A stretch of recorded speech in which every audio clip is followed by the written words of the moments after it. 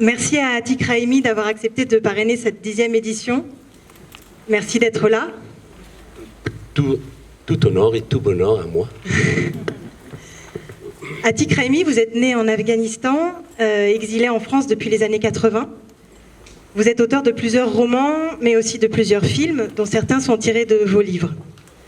Alors quand le festival vous a invité, on ne pouvait pas imaginer que l'Afghanistan reviendrait si tristement sur le devant de la scène. Alors je sais que vous n'avez pas envie de vous appesantir sur la question, mais en 2 mots, est-ce que vous pourriez nous donner votre ressenti sur la situation actuelle en Afghanistan ? Voilà, mes ressentiments, je suis bien sûr triste et en colère, même si j'en ai pas l'air, mais pas du tout étonné ni surpris. Pourquoi ? On en parlera peut-être vers la fin. On gardera ces questions pour plus tard si ça vous titille trop. Alors, dans votre roman « Maudit soit Dostoïevski », vous écrivez que si on se bat, si on fait la guerre, c'est parce qu'on n'a pas les mots. Alors, qu'est-ce que ça change d'avoir les mots ? Pour vous qui êtes écrivain, à quel moment sont venus les mots ? Ou à quel moment est apparue la nécessité de mettre des choses en mots ? Alors, d'abord, comme le titre du livre indique, Maudit soit Dostoïevski, donc j'avais un règlement de compte avec ce grand écrivain, juste parce que il est tellement grand que je n'avais pas d'autres adjectifs. Comme disait Oscar Wilde, après Dostoïevski, il ne reste que des adjectifs. Et c'est vrai que tous les adjectifs étaient utilisés, étaient usés. Bon, il me fallait le maudire, d'abord. Et cette phrase, ça vient justement dans ses carnets, donc, là où il dit que si les enfants se battent parce qu'ils n'ont pas de mots, parce qu'ils n'arrivent pas à s'exprimer, en effet, les mots, quand on a, vous voyez, on a cet accès aux mots, évidemment, on essaye de s'exprimer, on essaye d'incarner sa colère, sa tristesse, sa joie, son bonheur, son malheur, etc. Donc, ça nous décharge de pas mal de choses.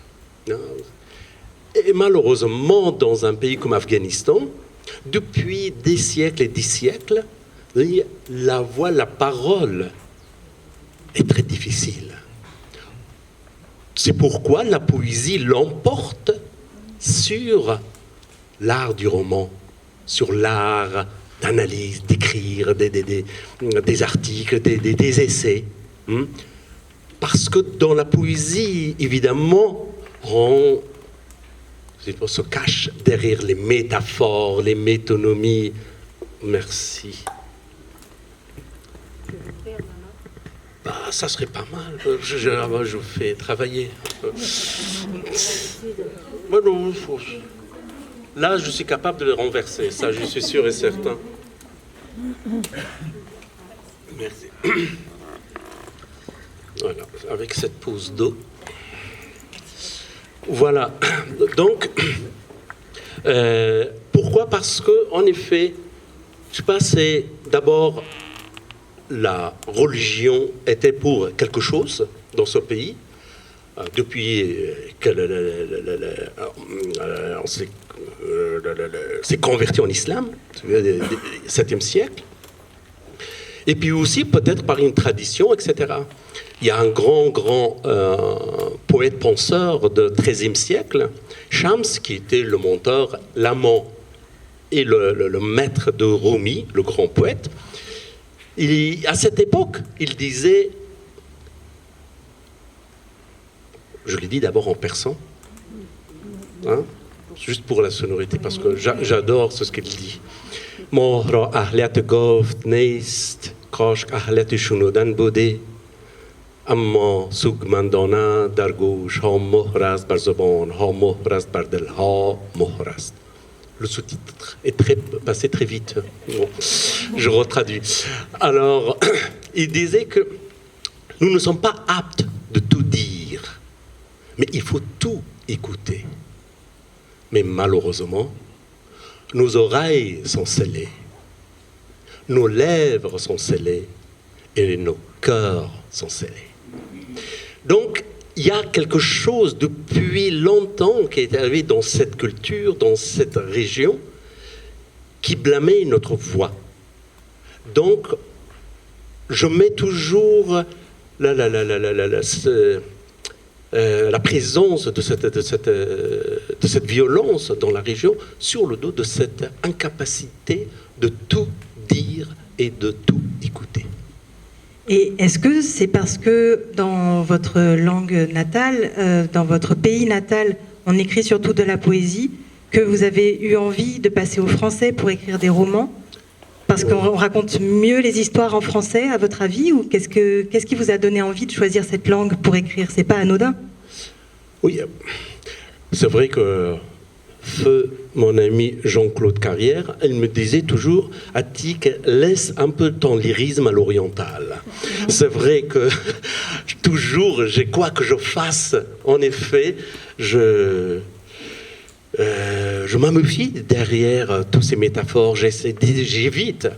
Et je mets beaucoup de temps, beaucoup de temps à m'exprimer et puis à me mettre dans mes livres et parler de moi-même.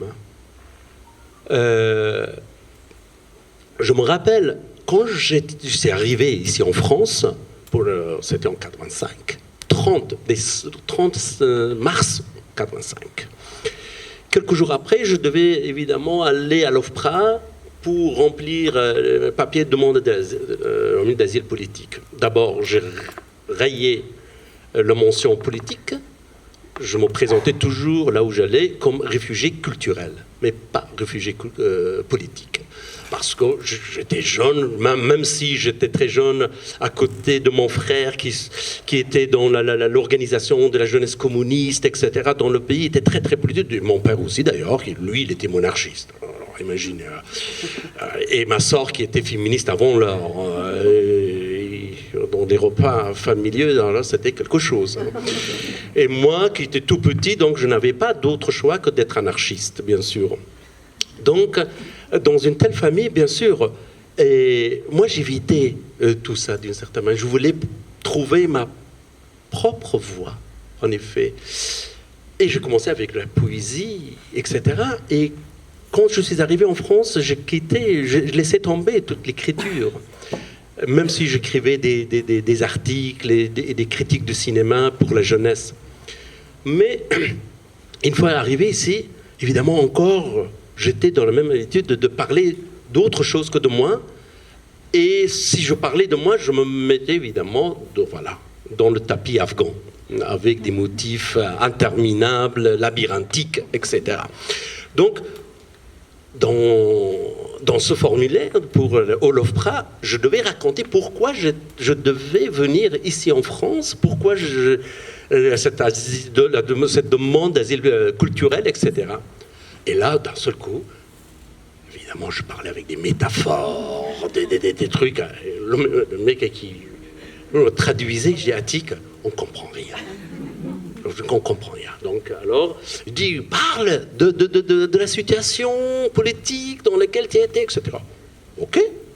Je me suis remis à écrire. Je parlais de mon père, de mon frère, de tout le monde sauf de moi. Et là encore, non, Attic, parle de toi-même.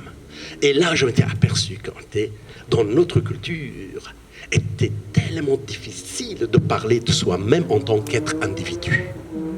En effet, vous voyez, dans ce genre de culture, l'individu n'existe pas. Prise de conscience sur son individualité n'est pas. Vous voyez, en France et en Europe, c'est très facile, d'une certaine manière, quoique. Mais quand même, on a cette tradition. Même, ça commence même avec Saint-Augustin, dans ses confessions, etc. Et d'ailleurs, le christianisme était aussi pour quelque chose, pour l'idée de la confession, etc. Donc, de cet individu qui parle de lui. Dans notre culture, non, l'individu appartient à sa famille, l'individu appartient à sa tribu, l'individu appartient à sa religion. Donc, d'ailleurs, même ici, on a remarqué que, vous voyez, les insultes qu'on donne dans ces pays, dans ce genre de pays, ce sont des insultes qui visent toujours la mère, le père, la sœur, la famille, mais jamais l'individu lui-même. Donc, parler de soi, c'était très compliqué pour moi, en effet. Et j'ai mis du temps. Et même, vous voyez, quand j'écris mon premier roman, Terre et Cendres, ça, je n'ai pas écrit pour dire quoi que ce soit. C'était, d'une certaine manière, l'expérience, ma propre expérience. Comment? C'était 96. Jusqu'à 96, j'avais pris beaucoup de distance par rapport à l'Afghanistan. Je voulais m'intégrer dans la société française, dans la culture française et dans la langue française. Donc, j'avais pris beaucoup de distance. Je fréquentais très peu d'Afghans à ce moment-là. Et mai 96, j'ai eu une fille. En même temps, j'étais en deuil de mon frère communiste qui s'est fait tuer pendant la guerre civile. 2 ans après, je l'ai su qu'il était tué. La famille m'avait caché, évidemment, cette tragédie. Et en même temps, les talibans, qui viennent aujourd'hui, étaient de la même année, ils étaient venus prendre le pouvoir en 96, en Afghanistan. Et aussi, j'ai eu ma nationalité française. Donc, vous voyez, c'était une année très, très chargée. D'abord, avec cet enfant dans les bras, je dis, bon, un jour, elle va me demander, bah, papa, d'où je viens, d'où tu viens, qui es-tu, qui suis-je?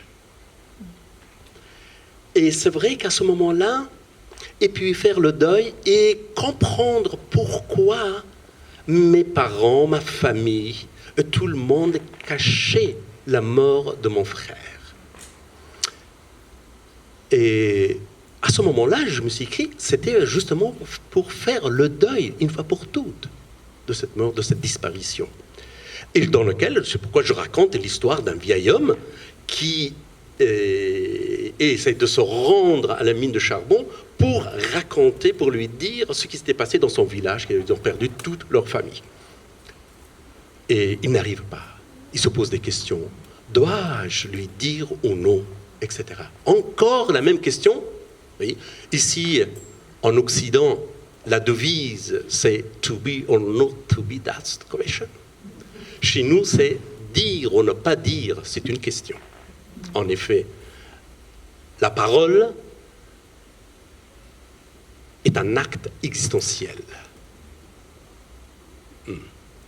Pourquoi? Parce que, comme il n'y a jamais eu une liberté de parole, on était obligé, évidemment, de se cacher, de ne pas dire. Si on disait quoi que ce soit, évidemment, on signait sa mort.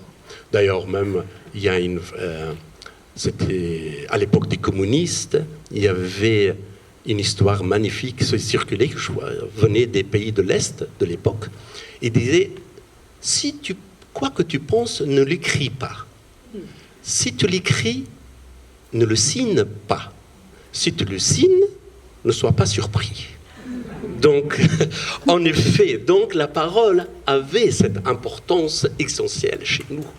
Donc, on ne pouvait pas. Et ici, d'un seul coup, quand je me suis libéré, quand j'ai pris conscience de mon individualité, que voilà, je n'appartiens pas à ma famille, je n'appartiens pas à ma religion, je suis ailleurs, un homme d'ailleurs. Et donc là, petit à petit, je me suis permis à parler de moi-même. Mais d'ailleurs, la parole, c'est un thème qui revient dans vos écrits. Notamment, ce qui est marquant, il y a toujours un personnage qui soit n'entend pas, soit ne parle pas, soit ne peut pas répondre. C'est vraiment un thème récurrent dans ce que vous écrivez. Absolument. Déjà dans Terre et Cendres, ce petit garçon qui a perdu Louis, mais il croit que c'est le monde qui s'est tu. Il croit que la guerre est là pour voler la voix des autres, de l'humain. Donc, en effet, et puis, c'est vrai, dans Les Mille Maisons des Rêves et de la Terreur, c'est l'histoire de ce garçon sauvé par une femme très mystérieuse à qui il n'arrive pas à exprimer son attachement à elle. Et puis, et ainsi de suite, oui. Alors, le livre de Pierre de Patience est fondé sur la parole, complètement. Montrer comment la parole délivre les gens de leur souffrance.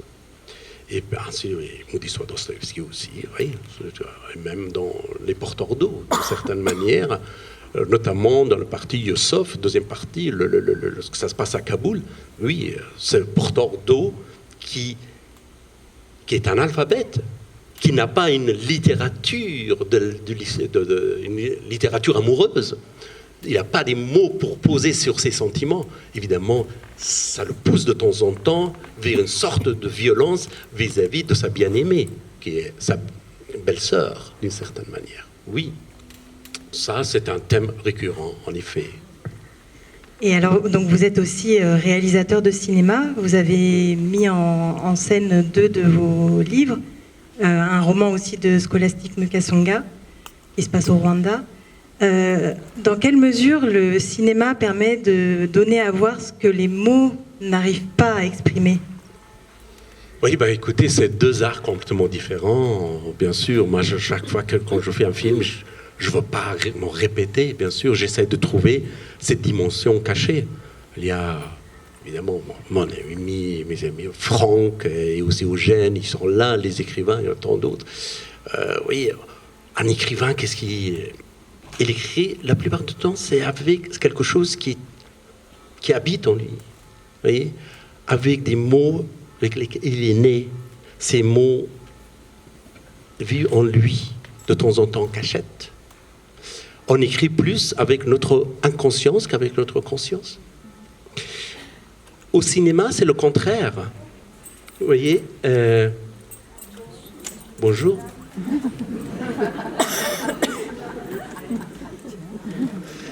Un petit happening. Voilà.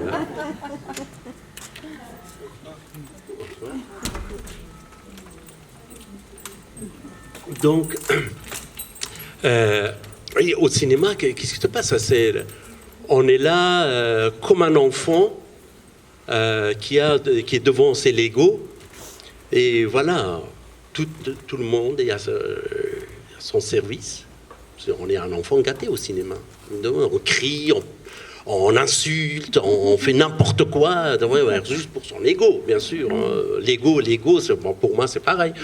Donc, en effet, on est ça. Mais en écriture, le moment où cet ego prend une grande gifle, en effet, il n'y a personne avec qui on peut partager ses doutes et ses incertitudes. On n'est qu'avec ça pour trouver un mot, on pleure. Et alors qu'au cinéma, non, voilà, il y a tout le monde, et puis on demande, l'actrice il vient et dit, écoutez, pourquoi je dois dire ce dialogue, cette réplique, etc. Et le chef opérateur, pourquoi je dois mettre la caméra ici, mais pas ici, etc. Et à chaque fois, on est obligé de justifier. Donc, le cinéma fait sortir ce qui est dans notre inconscience, surface, et dans notre conscience, d'une certaine manière. Donc, voilà, c'est deux médiums très différents qui me permettent à chaque fois, de voir la dimension cachée de mon écriture, de mes mots. À chaque fois quand je me mets à écrire, là, récemment, on m'avait demandé d'adapter le livre d'Amin Malouf, Les échelles du Levant. Et je l'ai appelé, donc Amin Malouf, j'ai dit, écoute, Amin, voilà, on me demande de l'adapter, mais ne sois pas surpris parce que je vais prendre beaucoup de distance par rapport à ton livre. Je ne veux pas répéter ce que tu as dit merveilleusement bien dans tes livres, etc. Mais moi, ce qui m'intéresse, ce que tes mots cachent, ce que tes personnages cachent, et ce que toi, tu caches au fond de toi.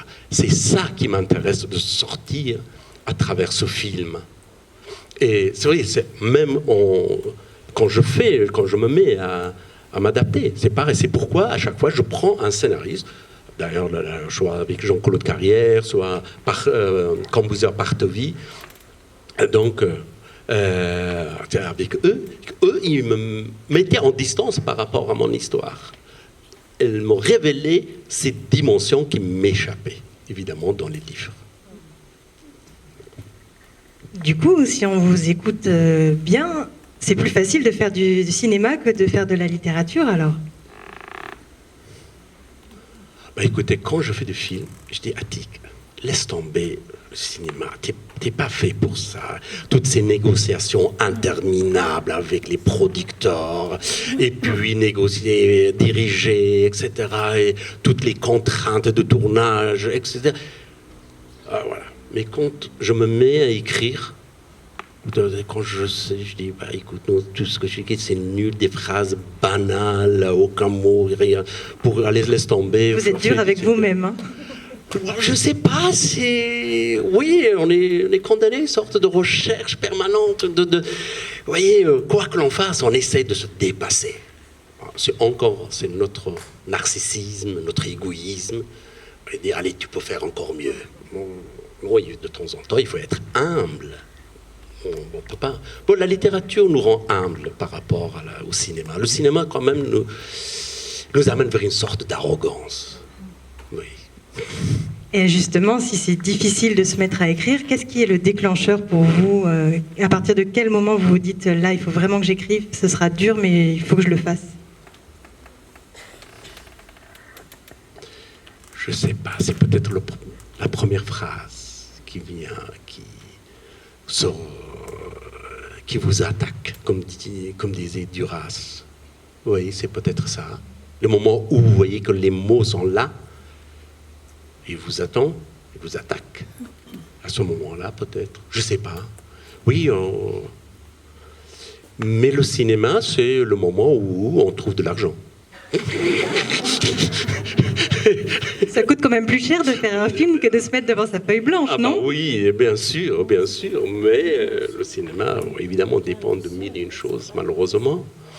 Mais c'est pourquoi je me suis mis aussi à calligraphier, de faire autre chose. Parce qu'il y a des moments où j'ai pas envie, où je peux pas faire de film, je peux pas écrire. Donc, du coup, je me mets à calligraphier, à dessiner, ou écrire, faire autre chose. Donc, c'est juste pour ça. C'est peut-être parce que vous voyez, toujours je dis que oui, quand je fais du film, je me sens écrivain. Quand j'écris, je me sens un réalisateur. Et c'est pas anodin parce que, vous voyez, c'est pourquoi souvent on me dit,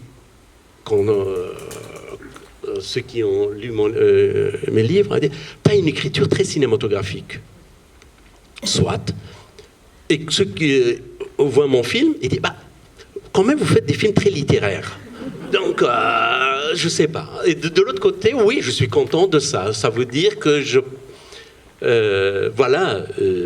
c'est moi, avec tout ce que je sais ou tout ce que je ne sais pas faire. Voilà. Alors, vous avez attendu longtemps avant de vous risquer au récit de soi, votre récit d'exil. Vous l'avez fait avec la ballade du Calame, qui est ponctuée justement de calligraphie. Et la calligraphie fait partie intégrante de la narration, en fait. Est-ce que vous pourriez nous en dire un peu plus? Ah oui, parce que quand j'étais petit, en Afghanistan à l'époque, on avait une matière de calligraphie. Donc, et moi, ça me déplaisait. Enfin, je chialais à chaque fois d'aller dans les cours de calligraphie parce qu'il fallait justement tailler le roseau. Et puis, j'ai des traces encore, de couper des doigts, j'ai du sang. Et puis, à chaque fois, le prof avec son bâton qui venait, il tapait sur les doigts si on ratait une lettre, etc. Je détestais en plus, il nous demandait à chaque fois de copier les versets du Coran, des trucs comme ça. Donc, j'en pouvais plus. Je l'ai laissé complètement tomber.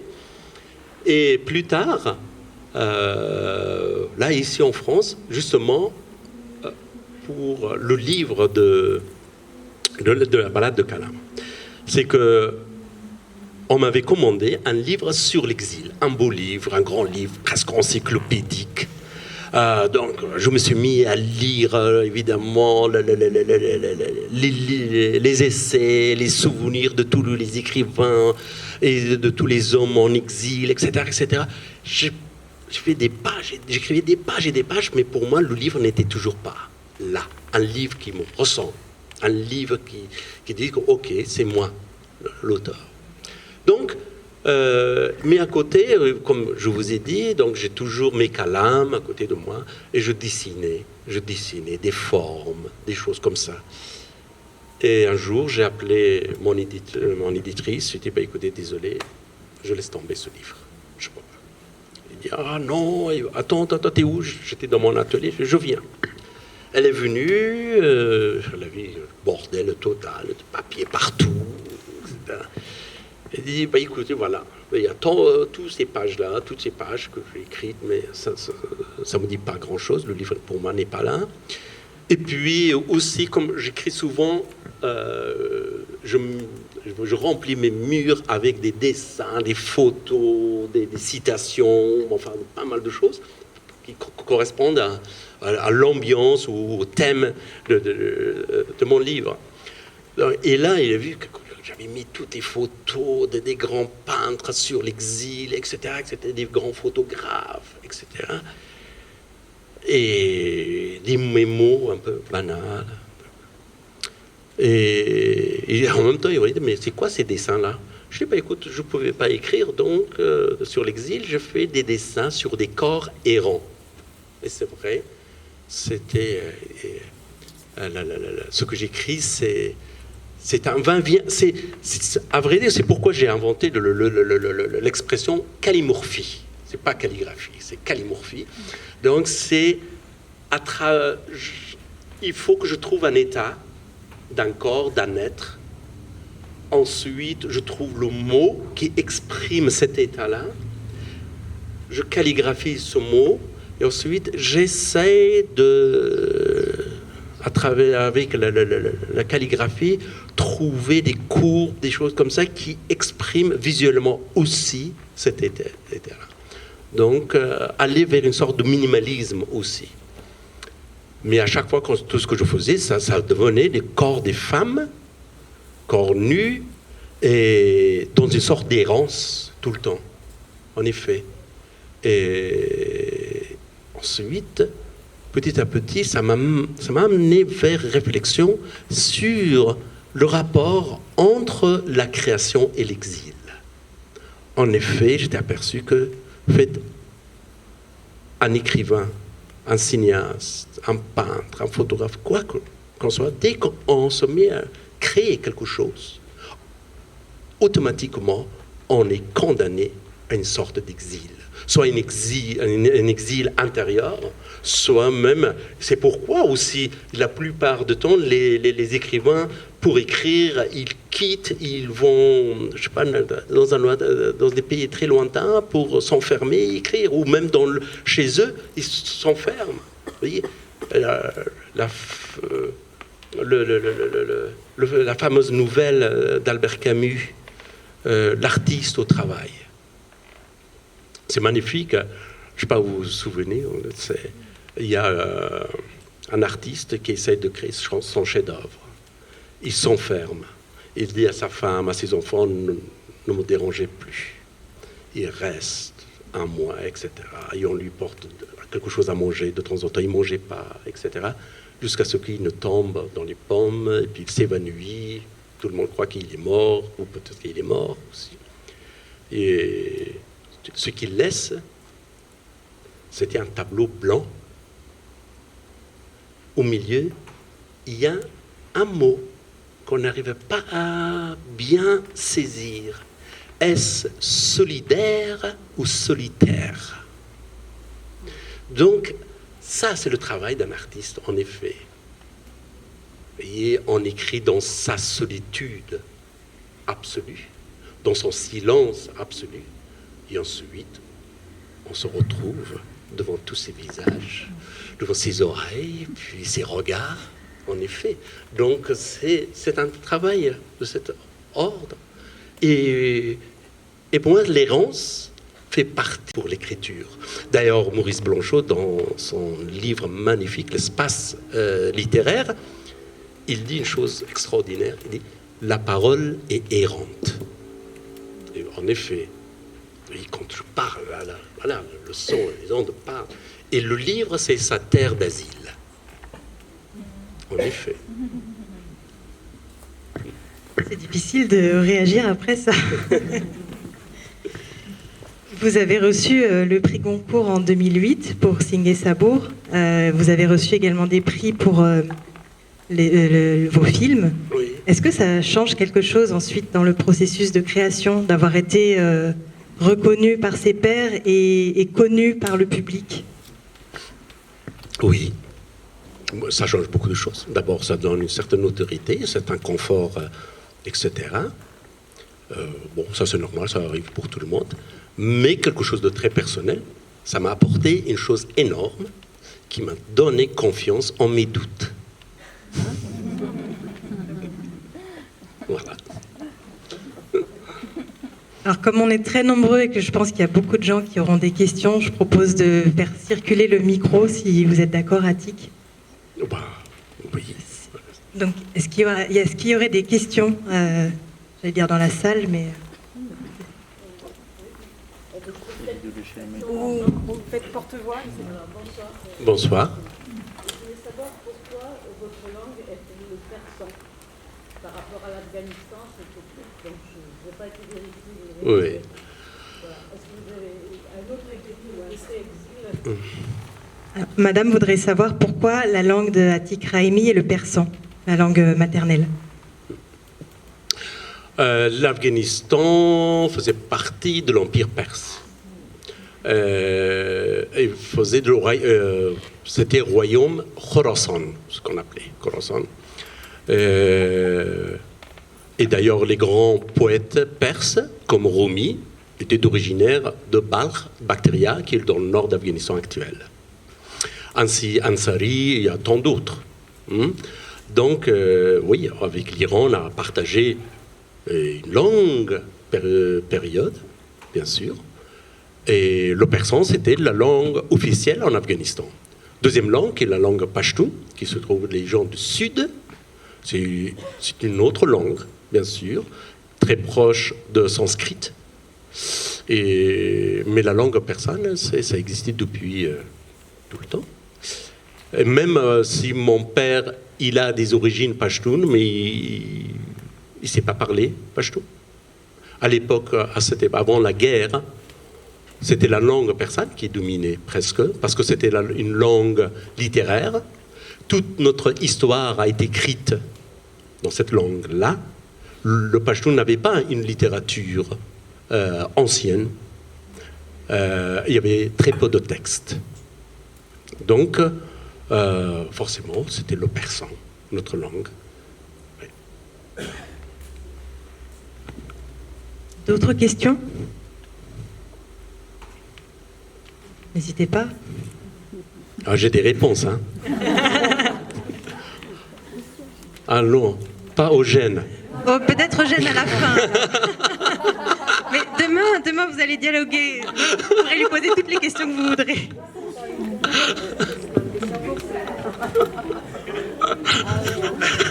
C'est sympa. Alors, écoute, tu te donnes la réponse et moi je te pose la question. Chiche. Ah, ok. Pourquoi tu portes le chapeau? Eh bien, c'est comme toi. Alors, moi j'ai une histoire avec mon chapeau. Très bien, je suis tout oui. Non seulement très... Tu vois, je parle pas que à l'âge de 10 ans, je portais le chapeau à cause des films western, etc. Mais peu importe. Un jour, j'étais au salon de livres à Jérusalem. Et je prends un taxi. Le chauffeur il dit, mais tu viens d'où? Évidemment en anglais, il me posait la question. Je dis, je viens de France, mais je suis d'origine afghane. regardé, d'accord. C'était à l'époque vraiment les talibans qui étaient au pouvoir. D'accord. Continue, il dit, mais en Afghanistan, il y a des juifs. Mais j'ai dit, oui, en effet, il y avait 2 synagogues, il y avait une communauté juive en Afghanistan, d'ailleurs très présente, même si c'était toute petite, mais très présente. J'ai dit, oui, mais je suis pas musulman, je suis pas un juif, je suis musulman. Encore, je dis, d'accord. À un moment de silence, ensuite il dit, mais alors pourquoi tu portes le chapeau? Je dis, tu sais, nous on porte, pourquoi? Je dis, oui, vous portez pour vous rappeler qu'il y a quelqu'un au-dessus de vous. Je dis, oui, et toi alors? Je dis, moi je le mets pour m'en protéger.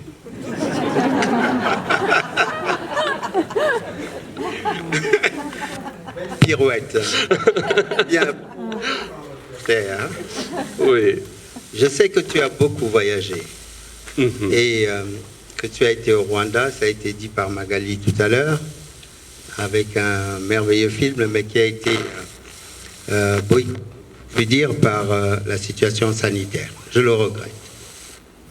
Que ce que tu as fait au Rwanda, c'était pour que nous n'oublions pas ce qui s'est produit là-bas. Et c'est une terre des merveilles. Nous en avons parlé, mais je n'insiste pas. Voici ma question. Dans L'invité du miroir, l'un de tes derniers livres, tu en produis beaucoup, donc je suis parfois un peu perdu. Donc dans L'invité du miroir, tu as une parole qui est une parole de grand sage. Elle se résume par le chagrin du berger. Peux-tu nous dire quel est ce chagrin du berger sur ces terres qui en connaissent, des bergers, qui doivent monter haut et redescendre au plus bas, au plus ras du gazon, si je puis dire. Ouais. Voilà. Donc, il faut que je raconte ce conte, d'abord.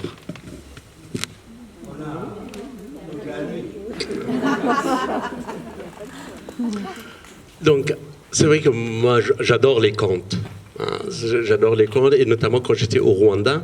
Évidemment, le film que j'ai fait, c'est à partir de livres de Scholastic Mugasunga, ce qui raconte les événements survenus en 1973, c'est-à-dire presque 20 ans avant le génocide. Ça, c'était les prémices, justement, du génocide. C'était à ce moment-là qu'ils ont commencé à chasser du système éducatif, administratif, les Tutsis. Et ils préparaient, justement, ils voulaient chasser absolument les élites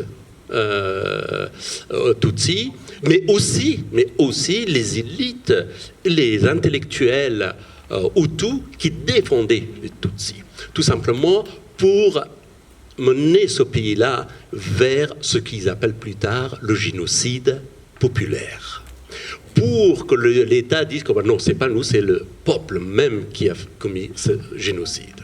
Donc, ça a été préparé de cette manière, bien sûr. Et c'est pourquoi ça m'intéressait, ce livre, et Rwanda surtout, notamment, parce qu'en 1904, là, ça y est, je suis parti pour autre chose. Au lieu de répondre à... Et j'aimerais bien parler de cette expérience, en effet, pour arriver au conte de chagrin. Oui, parce qu'en 1994, si vous vous souvenez bien de cette période, il y avait 3 catastrophes. À chaque fois qu'on allumait la télé, la radio, il y avait la guerre civile en Yougoslavie, le génocide de Tutsis au Rwanda et la guerre civile en Afghanistan, après la sortie de l'armée rouge. Ce qui fait venir, 2 ans plus tard, les talibans au pouvoir. Mais c'était quand Massoud et ses camarades, enfin ses frères, et ils ont pris le pouvoir, et là, le pays est tombé dans une guerre civile. Donc, et depuis, ça n'a pas arrêté. Justement, pour moi, c'était important pour voir comment, dans un pays comme Rwanda, où il y a eu, en l'espace de 3 mois, 1 million de morts, etc., qu'est-ce qui s'était passé aujourd'hui, ça y est, ils étaient arrivés à une sorte de paix, même avec des blessures très profondes au fond de... Mais il y a quand même une certaine paix dans ce pays-là. Et je voulais chercher justement la raison. Et d'abord, pourquoi cette violence? D'où venait ça, bien sûr? Comment la haine, surtout, ce qui m'impressionne, c'est toujours la haine, à quel moment naît chez l'être humain? L'amour a sa littérature depuis la nuit des temps. On sait à quel moment on tombe amoureux. On sait comment on vit avec l'amour. Mais comment un être, à un moment donné, éprouve une sorte de haine à l'égard de l'autre? Comment cette haine naît? Elle est toujours sous la peau, très cachée. Mais comment? Et c'est ça qui m'intéressait dans ça, pour voir comment l'innocence d'un peuple crée une sorte il sacralise, hein, l'innocence sacralise souvent les choses. Et comment cette sacralisation crée automatiquement le sacrilège, et comment le sacrilège engendre le sacrifice et la violence. Et je voulais justement le mécanisme de la haine, j'ai étudié là-bas dans ce pays-là. Et voir aussi ce que je pouvais faire comme réflexion sur mon pays. Pourquoi l'Afghanistan sort d'une violence, entre dans une autre, etc. Et c'est même aujourd'hui. Qu'est-ce qui se passe? Pourquoi on n'est pas capable de parvenir à une sorte de paix? Évidemment, pour moi, longtemps je croyais, et je crois toujours, une nation, un peuple, qui après une guerre ne fait pas le deuil, il tombe dans la vengeance. C'est automatique. Le procès des criminels de guerre fait partie de ce deuil. Et malheureusement, après la sortie de l'armée rouge d'Afghanistan, qui a laissé presque 1 million de morts derrière eux, les Afghans, au lieu de faire le deuil, au lieu de faire le procès des criminels de guerre, ils ont pris la voie de vengeance. Et puis voilà où ça nous a amené. Donc, ça, je voulais voir aussi comment un pays comme Rwanda a su arrêter ce mécanisme de vengeance. Et c'est là, en effet, il fallait avoir quelqu'un comme Kagame. Et surtout, il faut avoir des femmes comme des femmes rwandaises. En effet, elles sont fortes, elles sont magnifiques. Et c'est elles, en effet, qui ont rapporté beaucoup de paix dans ce pays-là. Donc, notamment, moi, en 2017, quand je suis allé pour faire mon casting, pour avoir un premier lien avec Rwanda, j'ai rencontré une dame psychologue, qui travaille beaucoup sur la question de mémoire, de mémoire des génocides, etc. Et moi, j'étais là, naïf que je suis, etc. Je dis, écoutez, madame, c'est formidable. Comment ce pays est arrivé à cette paix et comment vous avez réussi de tourner la page? Elle m'a répondu avec une phrase qui me reste comme gravée, je crois, jusqu'à ma mort. Il dit une chose extraordinaire. Il dit, oui, c'est après une guerre, après une violence, après un drame, c'est toujours bon de tourner la page. Mais à une seule condition, qu'on ait lu la page. Si on ne lit pas cette page et qu'on tourne, ça ne sert à rien. Il faut connaître son passé, il faut connaître ses aurores, ses erreurs, etc., etc.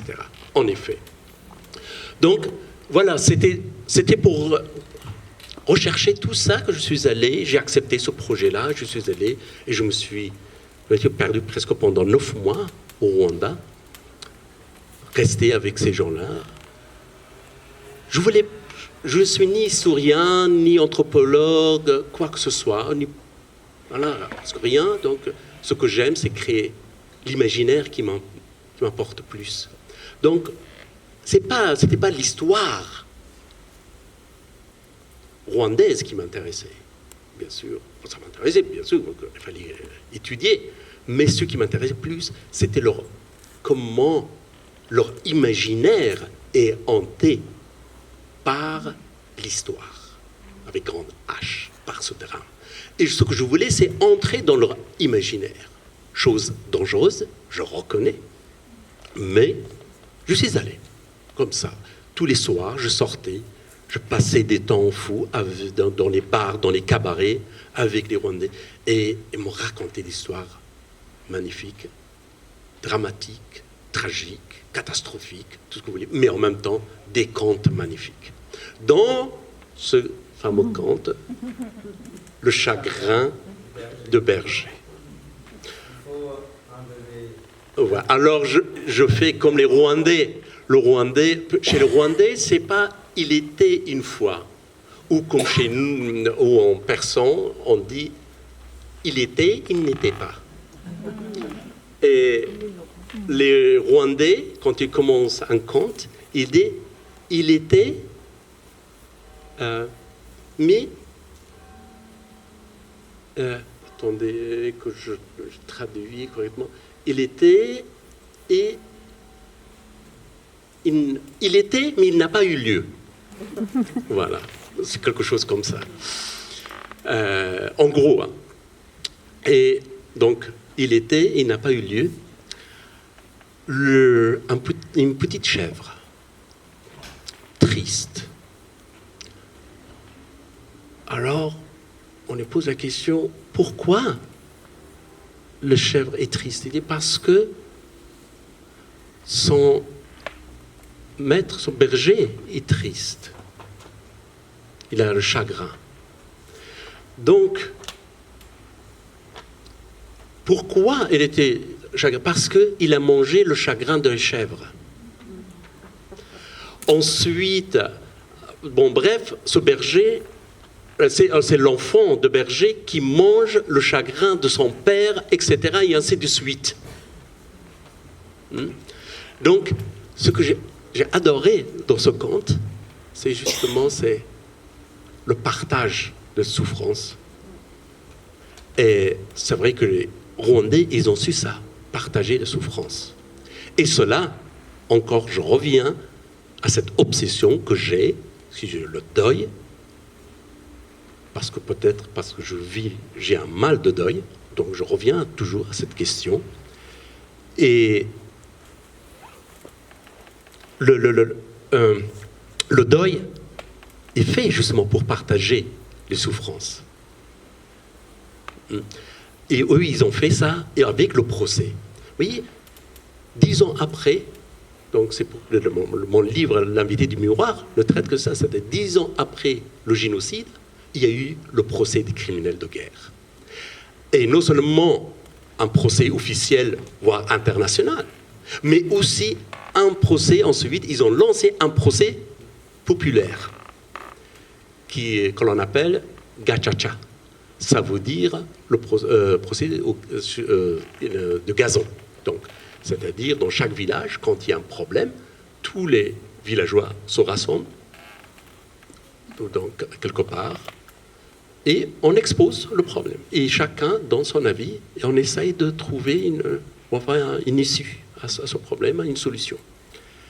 Et après le génocide, évidemment, pendant le procès, justement, dans chaque village, tous les villageois, ils ont créé ce genre de procès. On faisait venir, parce que vous voyez, il y avait des milliers de criminels, il y a des milliers de génocidaires. Donc, Kagame, on ne pouvait pas mettre tous ces gens-là en prison. Donc, il dit, ce qui est important, que les criminels viennent avouer leurs crimes, leur génocide. Et même, il y avait des femmes ou tout qui faisaient venir leur enfant ou leur mari, dit, allez, avoue que tu avais commis ou tu avais dénoncé des Tutsis, etc., etc. Et ça changeait énormément. Et ce partage, justement, comme les chèvres, ce chagrin de chèvre, qui a sauvé ce peuple, en effet. Merci. Est-ce qu'il y a une dernière question? Comme les réponses sont longues, on ne peut pas faire trop de questions non plus. C'est pas un reproche. Hein. J'ai bien saisi, donc. Bon, il y en a encore deux, alors une là-bas et une ici. Et puis après, je pense que ce sera bien. Oui, c'est juste pour pas être en reste avec Eugène. Ouais. Je vais essayer d'être plus court. On aura, attention, on aura un débat ensemble. Hein. Non, mais justement, tu as soulevé une question tout à l'heure. Enfin, c'est devenu une question dans ma tête. Et je me demandais en fait ce que tu pensais du fait. Est-ce que l'écrivain est plus un exilé qu'un absent? Pour moi, c'est ça. Pour rejoindre Blanchot. Oui, mais bon, enfin, pour moi, c'est les deux sont ensemble. Non? Pas absent quand. Choisir rarement d'être exilé, non? Non, c'est ce que j'ai dit, c'est un exil intérieur. D'ailleurs, exactement. Oui. D'ailleurs, justement, Maurice Blanchot, dans ce livre, il met ce qu'il appelle les expériences originelles de l'écriture. Et il commence avec l'exil. Il dit qu'il est un auteur, un écrivain, il est condamné à l'exil. Oui, et il crée les conditions de l'absence. Ah bah oui, bien plus sûr. loin dans C'est un exil, bien sûr, volontaire, c'est un les exil. Eh bien, oui, mais qui sait pourquoi on écrit? Si je peux dire que c'est parce que je savais que j'écrivais, non, on ne sait pas. Donc pour moi, quoi que l'on fasse, oui, il y a un exil. Et d'ailleurs, Rumi, le grand poète du XIIIe siècle aussi, il a son grand livre qui s'appelle Masnavi. Il commence avec ces vers magnifiques. Il dit « Écoutez le naï ». Le naï, c'est la flûte de roseau. Écoutez le naï se lamenter de sa séparation avec le roselière. Donc, vous voyez, c'est-à-dire que pour lui, parce que Rumi aussi, à l'âge de 12 ans, était condamné à l'exil, parce que le Gengis Khan envahissait le Perse, et lui, qui était à Balkh avec son père, était obligé de prendre le chemin de l'exil, et est arrivé à Konya, en Turquie. Donc, il connaissait ce que c'était l'exil, et il parlait justement avec ses poèmes, c'est-à-dire, mais ce qui est extraordinaire, il ne définit pas l'exil en termes mélancoliques. Il y en a, bien sûr, il y a de la mélancolie dans l'exil, comme dans l'écriture, etc. Mais pas en termes négatifs, en termes qu'on essaie toujours, très dramatique. Oui, il dit que, attention, si ce tige n'était pas coupé de ses racines, de son milieu, il ne serait pas capable justement de sortir une mélodie, une chanson. Et même le tige aussi avec lequel on écrit aussi. Encore faut-il être capable de faire de la musique avec. Oui, absolument. Ensuite, il faut. Oui. Et c'est vrai que c'est l'exil nous transforme, en effet. Nous transforme énormément. On devient quelqu'un d'autre, quelque chose d'autre. Si on veut devenir quelque chose d'autre, quelqu'un d'autre, il faut se couper de ses racines, en effet. Voilà. Vous avez commencé votre intervention par le mot de colère. Oui. On vous a demandé de parler de ce qui se passait actuellement et vous avez prononcé le mot de colère. Oui. Vous pouvez m'en dire un peu plus? Ouais. C'est dur, hein? Vous n'êtes pas obligé. Ouais. Vous n'êtes pas obligé. Je pense que ma question est Oui, mais je ne voulais pas terminer aussi avec des notes dramatiques, notre rencontre. Oui, en colère parce que, vous voyez, 20 ans passés après la chute des talibans, les États-Unis ont dépensé 2,261 milliards de dollars dans ce pays. Ça, c'est les chiffres exacts. 2200, ouais, 2000, ouais. Hein 2000, ouais, pardon, oui. Qu'est-ce que j'ai dit? Non, 2000 milliards, pardon. Oh là là, c'est tellement difficile. On n'a pas l'habitude de compter ça, ce genre de chiffres. Ah ouais, je ne sais même plus écrire comment. Bon. En effet, tout ce qu'ils ont dépensé dans ce pays-là. Évidemment, l'argent, ce n'était pas pour les beaux yeux des Afghans. C'était pour, évidemment, leur stratégie dans la région, etc. etc. Et puis, presque d'après ce qu'on m'a dit, 60% de cette somme est retournée aux États-Unis, bien sûr. Parce que, imaginez, il a envoyé des Afghans à côté des soldats américains pour qu'ils leur servent, évidemment, non seulement comme traducteurs, mais comme fixeurs, etc., pour qu'ils leur apprennent comment se comporter à l'égard des Afghans, etc. Alors que mes cousins étaient parmi eux.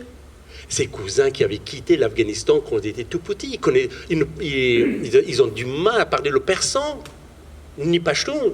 Donc, vous voyez, ils étaient là, et chacun touchait par an, minimum, comme salaire, $300 000. 300 000 $. Plus les assurances, etc. Donc, c'est une aberration, cette intervention dans le pays. Ensuite, etc. Donc, il y a beaucoup de choses, bien sûr. Et puis, oui, les Afghans eux-mêmes, bien sûr. Le premier motif, pour moi, ce sont les Afghans. Les seigneurs de guerre qui étaient là, les trafiquants de drogue, et puis les technocrates corrompus. Exactement. Donc, pour ma première cause, c'était cette corruption et cette politique intérieure. Ensuite, l'ingérence, bien sûr, des pays voisins, comme Pakistan, l'Iran, la Russie, la Chine, etc.